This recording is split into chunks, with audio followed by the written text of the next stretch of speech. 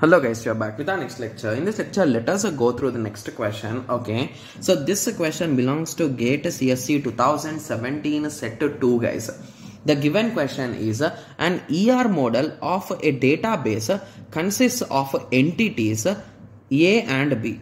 Okay, so these are connected by a relation R which does not have its own attributes. Okay, so under which of the following condition can the relation table from R be merged with that of A? Okay, so what they are trying to say guys, so an entity relationship model, so they are talking with respect to the diagrammatical approach of database consisting of entity types A and B. So they are saying this is a particular table and this is a particular table, and they clearly told that these two are connected with a particular relation.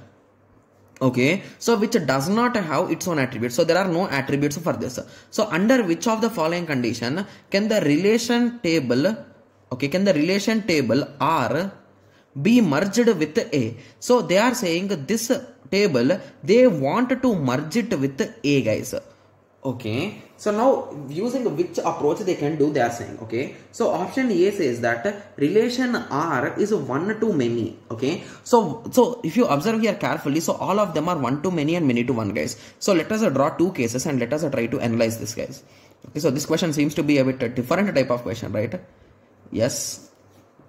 Okay, so let us assume the first one is a one to many and the second one is a many to one. Okay, so this is with respect to option AB, this is with respect to option CD. Okay, yes. So after that they are saying, okay, so they are talking about participation also. So A to B is A in R is a total participation. So total participation means in this way it will be there. Okay, and A in R is a partial participation. A in B is a total participation. A in R is partial participation. Okay, yes. So the thing is, in the question they are talking about this merging, right? So when we talk about one to many side, so in which side we will merge guys?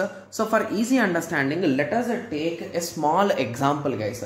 Okay, so when we are talking about one to many, so what shall we take guys? So let us take a simple example. What do we mean by one to many guys?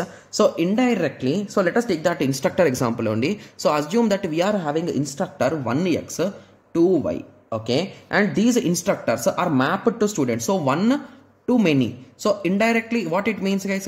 So it means one. So one student from A or one faculty from A is mapped to multiple students in B, right?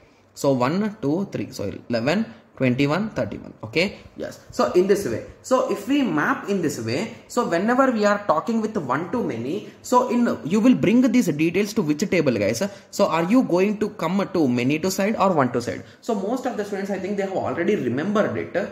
Okay, yes, but anyway I want to solve it again guys. Okay, yes. So if we try to solve, let us assume in this way. So 1x, 2y, 11a, 21b, 31c. So x is taking care of this two guys, y is taking care of this guy. So it is nothing but one to many. So many connections will be on this side and one connection will be from this side, right? Yes.